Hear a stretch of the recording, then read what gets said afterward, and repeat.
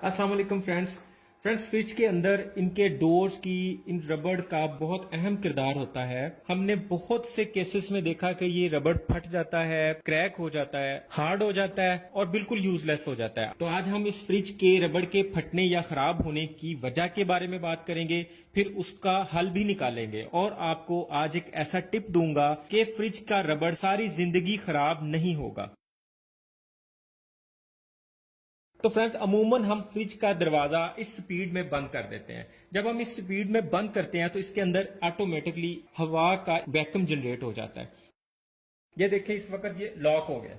तो जब vacuum create होता है तो फ्रिज का ये रबड़ इसकी बॉडी के साथ चिपक जाता है और जब भी हम इस डोर को खोलने की कोशिश करते हैं तो वो चिपका हुआ रबड़ जब उसके साथ से उखड़ता है, बॉडी के साथ से उखड़ता है, रबड़ पे बार बार जोर पड़ता है तो रबड़ फटने लगता है। थोड़ा बहुत क्रैक का हमें बिल्कुल पता नहीं चलता, हमें तब पता चलता है जब रबड़ ज्यादा वाला फट चुका होता है। और जब ये रबड़ बॉडी के साथ चिपक जाता है तो जब आप इसको खोलते हैं तो ये रबड़ इस प्लेट पे लगे हुए रंग को भी उखाड़ने की कोशिश करता है और पानी के लगने के साथ साथ इस जगह से रंग भी उखड़ता है, जिसकी वजह से फिर इस प्लेट पे जंग लगना भी शुरू हो जाता है। तो फ्रेंड, मैंने आपको फ्रिज के रबड़ के खराब होने की वजह बताई, अब हम उसका साथ ही सोल्यूशन भी निकाल लेते हैं। आपने अपने फ्रिज के साथ एक छोटा सा काम करना है जिसकी वजह से आपका रबड़ जिंदगी में कभी खराब नहीं होगा, कभी हार्ड नहीं होगा। फ्रेंड्स, हमने किसी भी टाइप की वैसलीन लेने ली है। आप ये पेट्रोलियम जेली भी कहते हैं इसे, ये भी वही चीज है, ये कंपनी चेंज है। हम किसी भी टाइप की इस वैसलीन ले लेंगे। अगर आपके पास पेट्रोलियम जेली या वैसलीन अवेलेबल नहीं हो सकती तो आप सरसों का ऑयल भी थोड़ी सी मिकदार में ले सकते हैं। हम इस वैसलीन को इस तरह फिंगर पे लगा के, रबड़ की इस प्लेन जगह पे मैग्नेट प्लेट होती है जो फ्रिज के साथ अटैच हो जाती है, तो हमें इस जगह पे बिल्कुल थोड़ी सी मिकदार में ये पेट्रोलियम जेली लगा देनी है। बिल्कुल थोड़ी मिकदार में हमें चारों साइडों पे ये पेट्रोलियम जेली लगा देनी।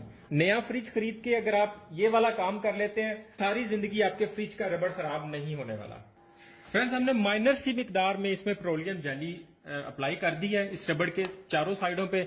इस अमल के बाद जब फ्रिज वैक्यूम क्रिएट करेगी तो ये रबड़ फ्रिज की बॉडी के साथ चिपकेगा नहीं और ये दरवाजा बिल्कुल आराम से खुल जाया करेगा और फ्रिज का रबड़ फटेगा भी नहीं। अब आते हैं इसके फटे हुए हिस्से को जोड़ने की तरफ। फ्रेंड्स, मैं अक्सर फ्रिज के रबड़ को चेक करने का बोलता हूं कि आप इसको चेक करें कि ये कहीं से फटा हुआ, कहीं से हार्ड या खराब तो नहीं है। तो हम लोग नॉर्मली सरसरी सी नजर डाल के इसे चेक कर लेते हैं तो हमें ओके लगता है, लेकिन नीचे वाली जगह से छोड़ देते हैं। आप देख रहे हैं यहां से ये रबड़ इस वक्त क्रैक हो चुका हुआ है, फटा हुआ है। अब मैं आपको इसे रिपेयर करने का तरीका बताता हूं। इसके लिए हमें रबड़ के अंदर वाले हिस्से को अच्छी तरह से साफ कर लेना है, ना तो उसको गीला छोड़ना है और ना ही ऑयली। साफ करने के बाद मार्केट से हमें इस तरह की सिलिकॉन मिल जाएगी। इसका काम ये होता है कि ये लगने के बाद रबड़ टाइप की चीज बन जाती है। आपने सबसे पहले अपने फ्रिज के रबड़ को चेक कर लेना है कि कितना खराब है। अगर वो माइनर थोड़ा खराब है तो ये छोटी ट्यूब ले लेनी है, अगर ज्यादा खराब है तो बड़ी ट्यूब ले लेनी है, क्योंकि ये एक दफा यूज होती है, दूसरी दफा के लिए ये यूजेबल नहीं रहती। सिलिकॉन ट्यूब के साथ एक नोजल मिलेगी, इसको हम ऊपर से कवर उतारेंगे। इस नोजल को आगे से थोड़ा काट लेंगे और इस कवर के दूसरे वाले सिरे को इसके अंदर थोड़ा सा लगा के सुराख कर लेंगे और फिर उसके आगे ये नोजल लगा देंगे। अब हम इसे रबड़ के अंदर वाली साइड पे और जहां पे ये इसके साथ लगनी है उस जगह पे लगा देंगे।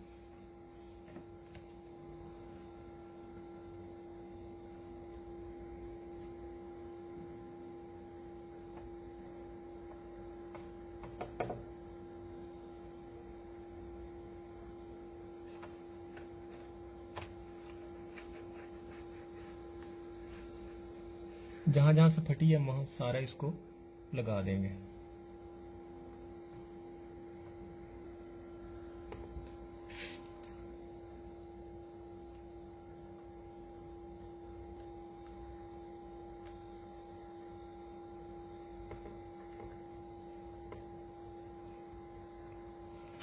फ्रेंड्स, हमने सिलिकॉन से इसको इसके साथ अटैच कर दिया है, जोड़ लगा दिया है। अगर आप देख रहे हैं कि कहीं और भी ये थोड़ा मिस हुई है تو وہاں پہ آپ اس کو سلیکون تھوڑی سی بھر دیں تاکہ اس جگہ سے بھی معاملہ کلیئر ہو جائے. تھوڑی دیر بعد ڈرائی ہو کے یہ بھی اس کے ساتھ ربڑ کا ہی حصہ بن جائے گی. ٹرانسپیرنٹ سلیکون لینی ہے ہم نے, دوسری بھی ملتی ہے لیکن ہم نے ٹرانسپیرنٹ سلیکون لینی ہے. اس کے بعد ہم نے ایک کام کرنا ہے کہ جس جگہ پہ جوڑ لگا رہے ہیں اس جگہ پہ ہمیں ویزلین یا آئل لگا دینا تھوڑا زیادہ, تاکہ جب ہم ابھی دروازہ بند کریں تو وہ سلیکون اس جگہ پہ چپکے نہیں. ویسے تو اب ہم اس کو سارے کو لگا دیتے ہیں تاکہ یہاں ربڑ بالکل نہ چپکے. اس کے علاوہ یہاں ایک اور کٹ ہے, اس میں بھی ہم تھوڑی سلیکون لگا دیتے ہیں, اور جس جگہ پہ اس نے لگنا ہے اس جگہ پہ ویزلین بھی لگا دی ہے. اس کے بعد فرینڈز ہم اس ڈور کو بند کر دیں گے. فرینڈز ہم نے 1 گھنٹے بعد فریج کو کھولا ہے. فریج کے ڈور کا ربڑ اس وقت اپنی جگہ پہ ہے, بالکل ریپیئر ہو چکا ہوا ہے. آپ کے کیس میں ربڑ بہت زیادہ والا خراب ہو چکا ہوا ہے تو آپ یہ پیچ کھول کے اس ربڑ کو سارے کو باہر نکال کے اسی سلیکون کی مدد سے دوبارہ اس کو پورے کو ریپیئر کر کے اس طرح دوبارہ لگا سکتے ہیں. اگر آپ کے پاس سلیکون اویل نہیں ہو سکتی تو آپ اس طرح کی شیشہ ٹیپ لے کے بھی اس ربڑ کے اس حصے پہ لگا سکتے ہیں جہاں سے پھٹا ہو. لائک یہاں سے پھٹا ہے تو آپ اس کو یہاں پہ اس طرح چپکا کے تو اس کے ایجز کو کھول کے تو اس کے اوپر لگا سکتے ہیں.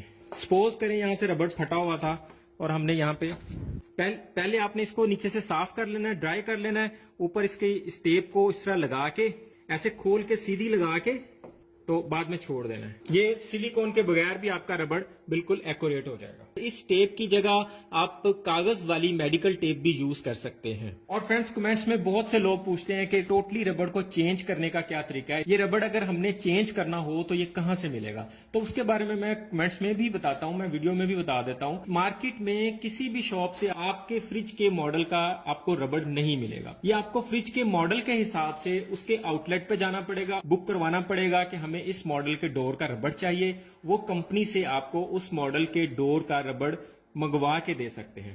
ان کیس اگر ایسا نہیں ممکن, اگر آپ کو اس طرح بھی ربڑ نہیں ملتا تو اس کے لیے مارکیٹ سے اسٹریٹ ربڑ مل جاتا ہے. وہ کسی بھی فریج کے سائز کا نہیں ہوتا, اسے فریج کے سائز کا بنانا پڑتا ہے اور پھر لگانا پڑتا ہے. فریج کے ٹوٹل ربڑ کو چینج کرنے کا طریقہ اور اس کو اس کے سائز کا بنانے کا طریقہ میں آپ کو نیکسٹ ویڈیو میں انشاءاللہ تعالی دکھاؤں گا. فرینڈ نیکسٹ ویڈیو میں آپ کو فریج کے زنگ لگنے کی ویڈیو کے بارے میں بھی بتاؤں گا کہ فریج کو جو زنگ لگ جاتا ہے اس کو بچانے کے کیا کیا طریقے ہیں.